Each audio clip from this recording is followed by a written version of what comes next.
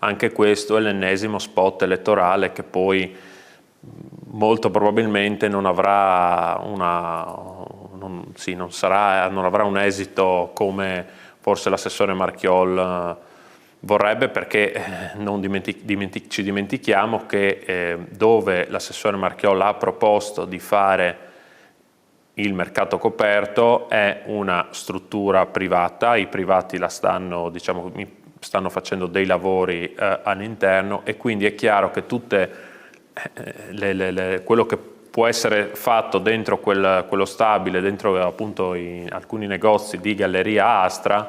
bisogna fare ovviamente aprire un confronto serio con la società e con il privato. Proprio per l'importanza che penso sia condivisa da tutti coloro che si spendono per fare politica, cioè il fatto che una piazza debba essere rivitalizzata, che questa piazza, il commercio che afferisce a questa piazza debba essere aiutato, è proprio in questa linea che vanno le proposte. Allora, proprio perché c'è anche questo ordine del giorno sul mercato coperto, noi abbiamo lavorato fin dall'inizio per vedere qual è la strategia migliore per lavorarlo, per realizzarlo. Il progetto presentato dall'amministrazione Fontanini in campagna elettorale,